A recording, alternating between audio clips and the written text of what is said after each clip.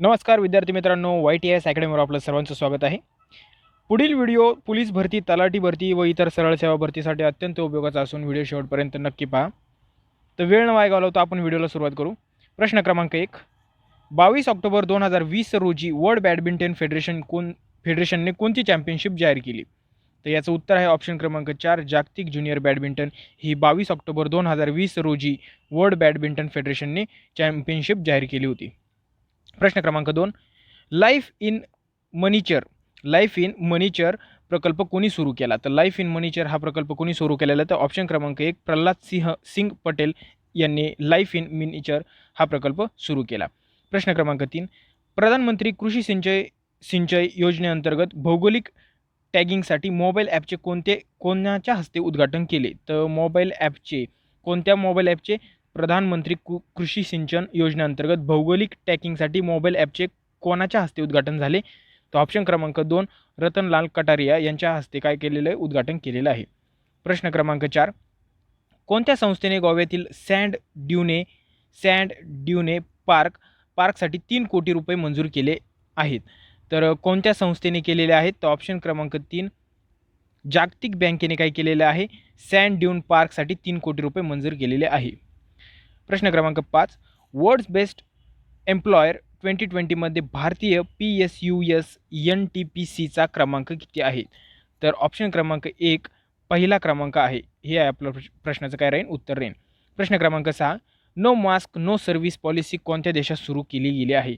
तर no mask no service policy कोणत्या देशात सुरू केली गेली आहे? तर ऑप्शन क्रमांक 3 बांगलादेश या देशामध्ये काय केलेले आहे? सुरू केली गेली आहे. प्रश्न क्रमांक 7. पोर्तुगीज ग्रँड प्रिक्स 2020 रोजी कोणी जिंकला? तर पोर्तुगीज ग्रँड प्रिक्स 2020 कोणी जिंकलेला आहे? तर ऑप्शन क्रमांक 2, लुईस हॅमिल्टन यांनी काय केलेलं आहे? पोर्तुगीज ग्रँड प्रिक्स 2020 हा जिंकलेला आहे. प्रश्न क्रमांक 8. इंटरनॅशनल स्टटरिंग अवेअरनेस डे कधी साजरा केला जातो? तर इंटरनॅशनल स्टटरिंग अवेअरनेस डे कधी साजरा केला जातो? ऑप्शन क्रमांक 1, 22 ऑक्टोबर या रोजी काय केला जातो? साजरा केला जातो. प्रश्न क्रमांक 9.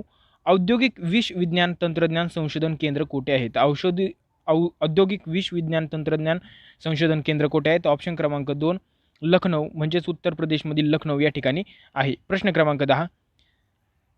राष्ट्रीय पर्यावरण संशोधन संस्था नॅशनल एन्व्हायरमेंटल रिसर्च इन्स्टिट्यूट खालीलपैकी कोणत्या ठिकाणी आहे? तर ऑप्शन क्रमांक 3, नागपूर या ठिकाणी आहे. पर्यावरण संशोधन संस्था म्हणलं तर नागपूर या ठिकाणी असतं ते. प्रश्न क्रमांक 11. भारतीय संविधानातील कोणत्या कलमाला डॉक्टर बाबासाहेब आंबेडकरांनी भारतीय राज्यघटनेचे हृदय आणि आत्मा असे म्हटले आहे? तर ऑप्शन क्रमांक 4, कलम 32ला बाबासाहेब आंबेडकरांनी हृदय किंवा आत्मा असं म्हटलेले आहे. प्रश्न क्रमांक 12. देशातील कायद्यांची निर्मिती करणारी सर्वोच्च संस्था म्हणजे टिंबटिंब होय. तर देशातील कायद्यांची निर्मिती करणारी सर्वोच्च संस्था म्हणजे कोणती? तर ऑप्शन क्रमांक 3, संसद ही देशातील सर्वोच्च कायद्यांची निर्मिती करणारी संस्था होय.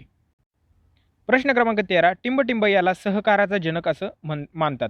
तर कोणाला सहकाराचा जनक मानतात? तर ऑप्शन क्रमांक 1, रॉबर्ट ओवेन याला सहकाराचा जनक असं म्हटलं जातं. प्रश्न क्रमांक 14. आपल्या कुठल्या पुस्तकात गांधींनी क्रांतिकाराची वाट चुकलेले देशभक्त अशी संभावना केली आहे? तर कोणत्या पुस्तकात केलेलं आहे? तर ऑप्शन क्रमांक 3, हिंदू स्वराज्य या पुस्तकामध्ये गांधीजींनी क्रांतिकाराची वाट चुकलेले देशभक्त अशी केलेली आहे. प्रश्न क्रमांक 15. भारतातून टिंबटिंब हे वृत्त जाते. अतिशय सोपा असा प्रश्न.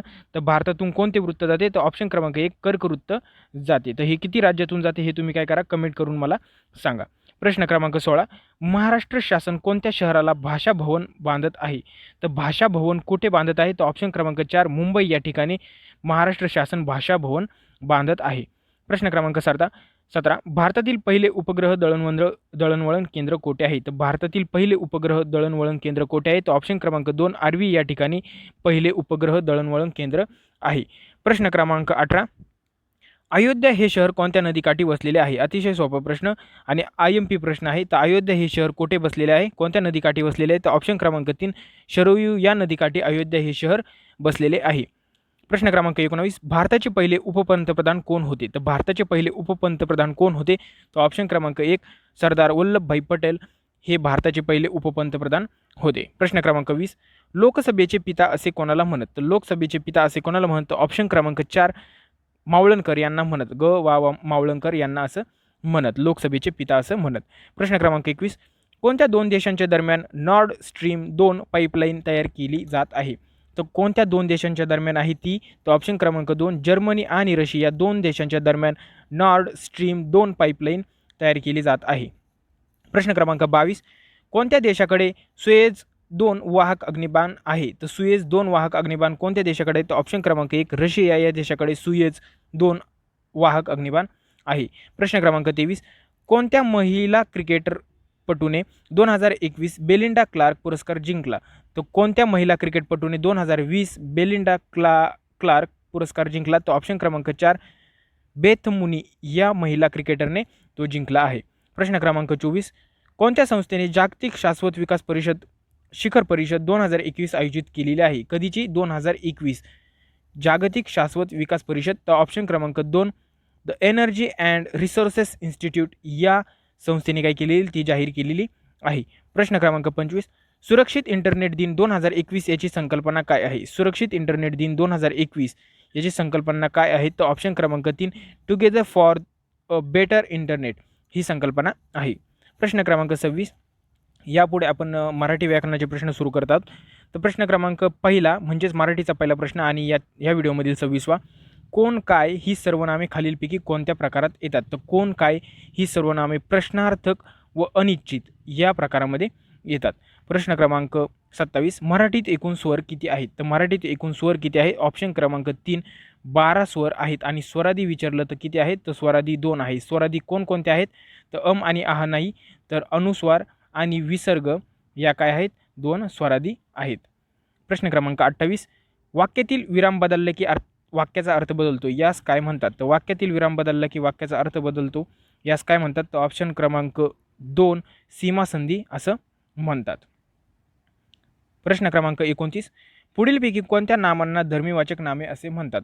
तर पुढीलपैकी कोणत्या नामांना धर्मीवाचक नामे असे म्हणतात? तर ऑप्शन क्रमांक 2 विशेष नामं यांना आणि सामान्य नामे यांना धर्मीवाचक नामे असं म्हणतात. म्हणजे ऑप्शन क्रमांक ब व क हे काय राहील आपल्या या प्रश्नाचं करेक्ट आन्सर राहील. प्रश्न क्रमांक 30 खालीलपैकी शुद्ध शब्द कोणता? तर खालीलपैकी शुद्ध शब्द कोणता आहे? तर ऑप्शन क्रमांक 2 नीलिमा. नीलिमा नीलिमा हा काय राहील? शुद्ध शब्द राहील. अतिशय इम्पॉर्टंट प्रश्न आहे मित्रांनो, पाठ करून ठेवा. प्रश्न क्रमांक 31 अनाथ या शब्दातील योग्य समास ओळखा. तर अनाथ या शब्दातील योग्य समास कोणता होईल? तर ऑप्शन क्रमांक 1 तत्पुरुष समास होईल.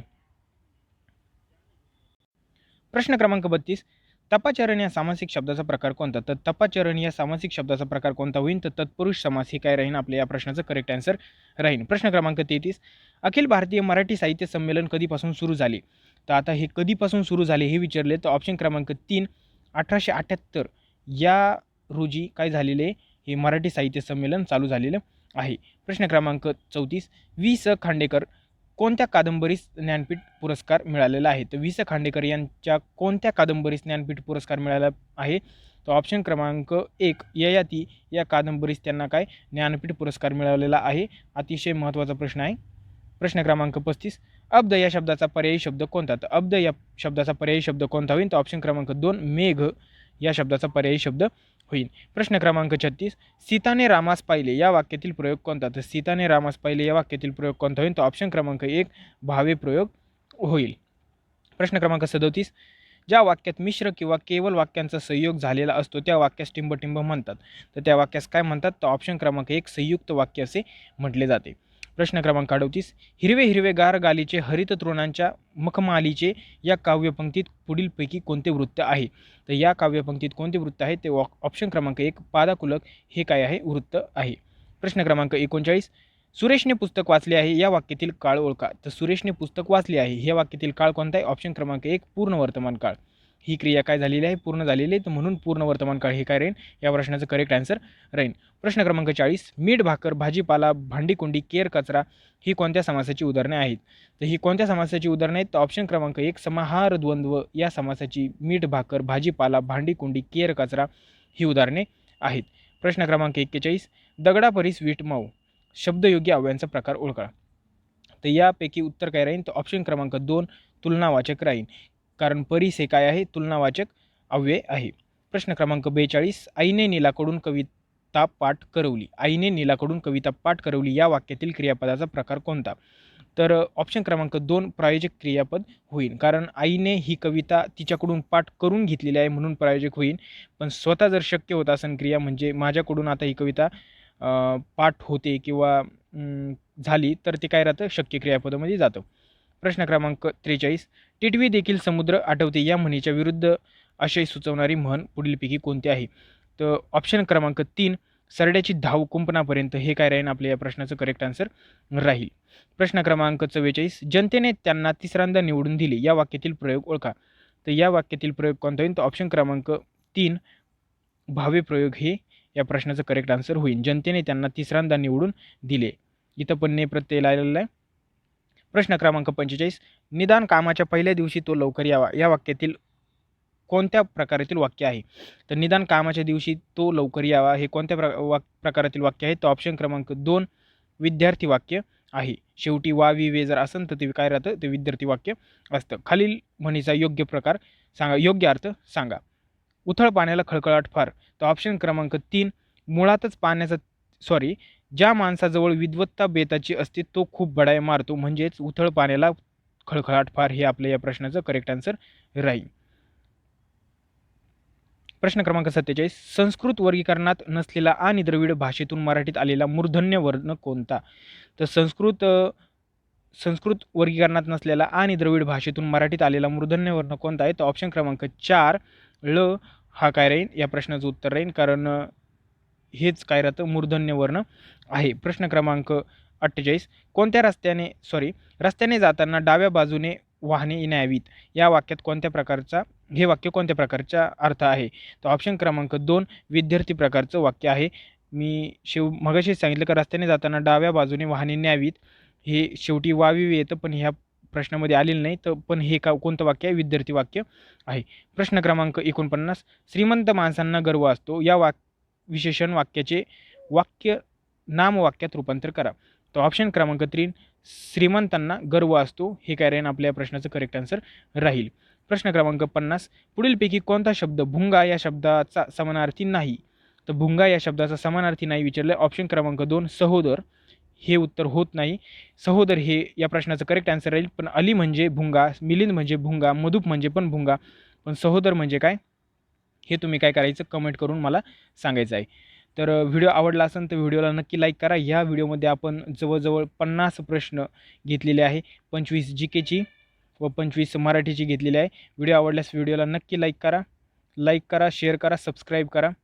Thank you so much.